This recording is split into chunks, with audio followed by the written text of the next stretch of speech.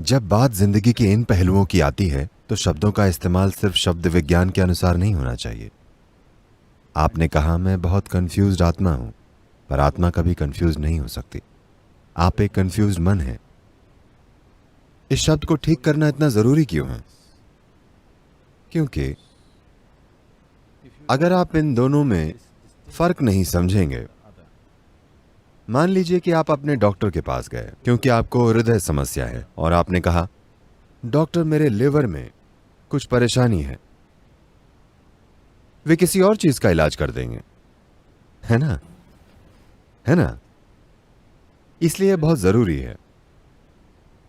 प्रश्न केवल अर्थ विज्ञान का नहीं है, बाल की खाल खींचने की भी बात नहीं है। यह बस ऐसा ही है। आपको हार्ट प्रॉब्लम है लेकिन आप लिवर के डॉक्टर के पास चले गए। ऐसे कोई समाधान नहीं निकलेगा क्योंकि ऐसे परेशानियां और बढ़ जाएंगी। क्योंकि वैसे भी अगर एक बार आप वहां गए तो उसे लिवर की सर्जरी करनी ही पड़ेगी, चाहे आपको लिवर की समस्या हो या ना हो। यह उस बिजनेस का हिस्सा है, ठीक है? इसलिए यह बहुत महत्वपूर्ण है। आपकी आत्मा कंफ्यूज नहीं हो सकती। और पहली बात यह है कि आप आत्मा के बारे में बात मत ही कीजिए क्योंकि आपको इसका अनुभव ही नहीं हुआ है। और अगर आप उस बारे में बात करते हैं जिसका आपको अब तक अनुभव ही नहीं हुआ है, तो अगर कड़े शब्दों में कहें तो ये झूठ बोलने के बराबर है। इसलिए ये पहला काम है जो आपको करना चाहिए। आपको झूठ बोलना बंद कर देना चाहिए। जो आपके लिए सच नहीं है उसके बारे में बात ना करें। हो सकता है ये गीता में कहा गया हो या वेदों में लिखा गया हो और हर कोई इसके बारे में बात कर रहा हो, इससे कोई फर्क नहीं पड़ता। अगर वो आपके लिए सच नहीं है तो उसके बारे में बात ना करें। आपको आत्मा, स्वर्ग और भगवान के बारे में बात नहीं करनी चाहिए क्योंकि ये चीजें आपके लिए फिलहाल सच नहीं है।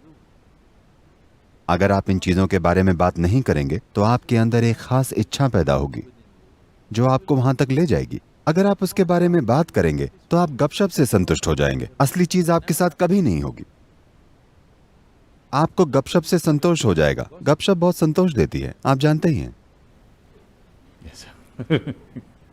हाँ, बहुत से लोग गप मारकर सच्चाई से बचते हैं।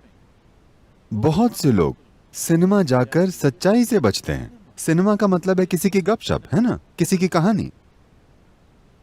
मैं इसके खिलाफ नहीं हूं, पर अगर आप इससे अपने जीवन को बेहतर बना रहे हैं तो ये ठीक है। लेकिन अगर आप इसका उपयोग अपने जीवन से बचने के लिए कर रहे हैं तो ये बड़ी समस्या है ना? और बहुत से लोग इसका उपयोग जीवन से बचने के लिए कर रहे हैं। वहां आपको कुछ करने की जरूरत नहीं है। बस एक अंधेरे कमरे में जाकर बैठ जाइए और एक बाल्टी पॉपकॉर्न खरीद लीजिए। कोई प्रेम करेगा, कोई लड़ेगा, कोई जिएगा, कोई सब कुछ करेगा। आपको बस पॉपकॉर्न खाना है और सब कुछ होता रहेगा। आप रो सकते हैं, आप हंस सकते हैं और खत्म होने पर बाहर आ सकते हैं। और वे आपको बताते भी हैं कि फिल्म खत्म हो गई। आजकल वो लोग दी एंड नहीं दिखाते। आपको खुद समझना होता है कि फिल्म पूरी हो गई। एक समय था जब वे लिख देते थे दी एंड, क्योंकि हो सकता है आपको समझना है और आप अगला शो देखने लगे।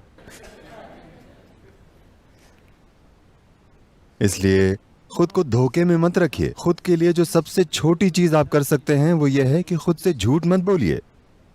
आप अगर दूसरों से झूठ बोलना बंद कर दें तो आपके आसपास का जीवन भी जबरदस्त तरीके से बदल जाएगा। लेकिन वो मैं आप पर छोड़ता हूं, ओके?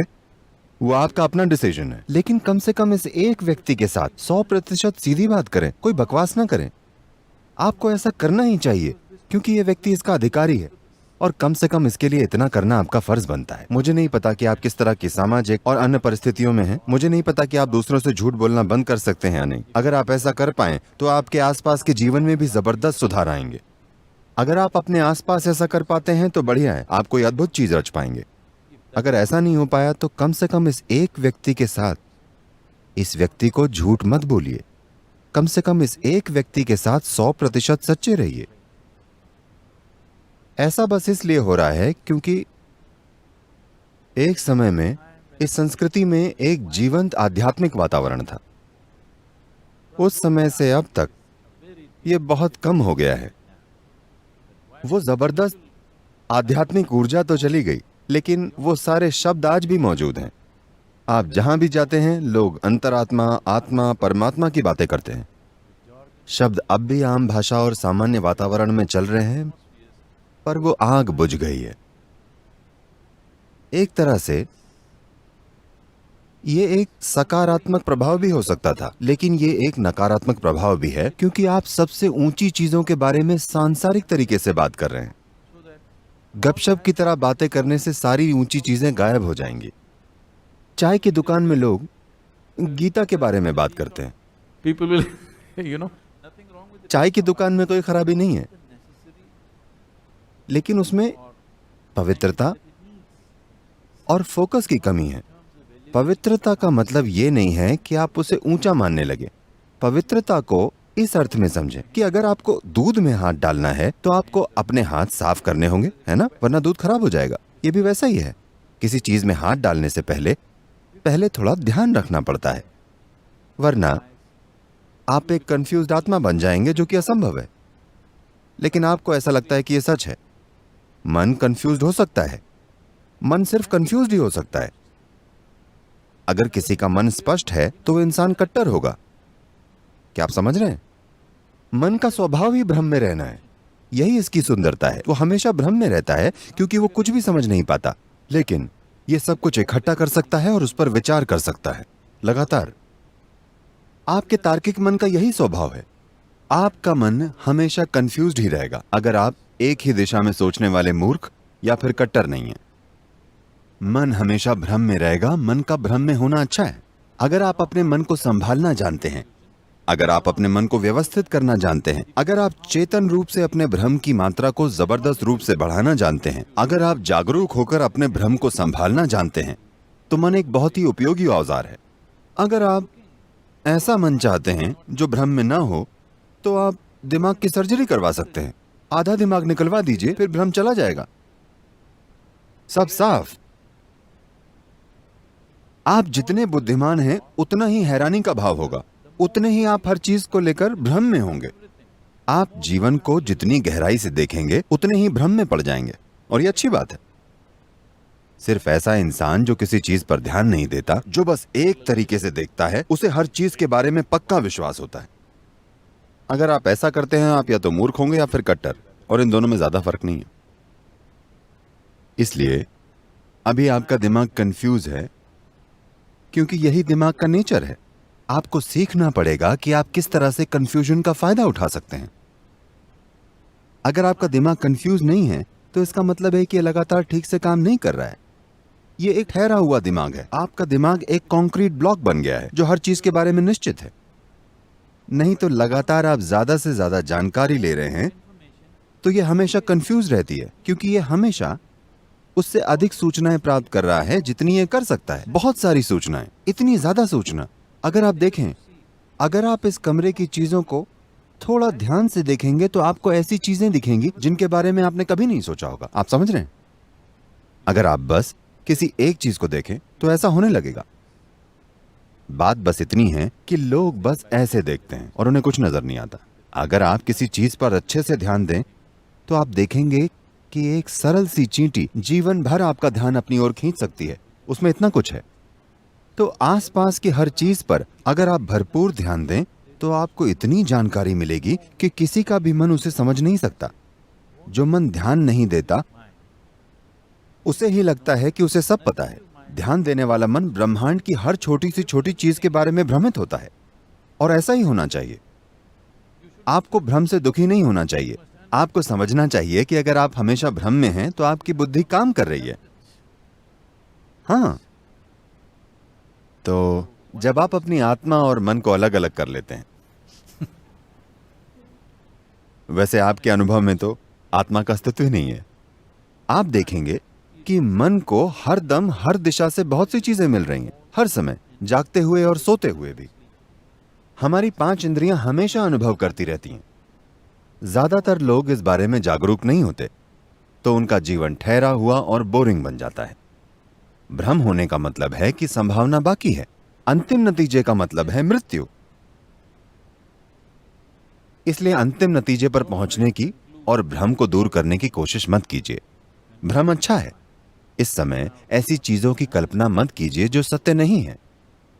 भ्रम इसलिए होता है क्योंकि आज तक कोई भी इंसान ब्रह्मांड या जीवन की प्रकृति को अपने मन में समझ नहीं पाया है। आप जीवन बन सकते हैं और जीवन को जान सकते हैं, लेकिन जीवन को कभी समझ नहीं सकते, कभी भी नहीं।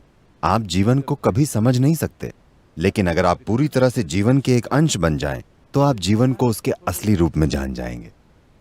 तो जीवन को जानने का एक ही तरीका है, खुद जीवन बन जाना। क्या आप जीवन हैं? आप आत्मा हैं या जीवन हैं? आप जीवन हैं या नहीं? आप हैं, तो वही बन जाएं। फिलहाल आप जीवन नहीं हैं। आप विचारों, भावनाओं, धारणाओं, राय और पूर्वाग्रहों का एक बंडल हैं। ये चीजें आपके अपने जीवन में ज्यादा शक्तिशाली हैं, है ना? हाँ या ना?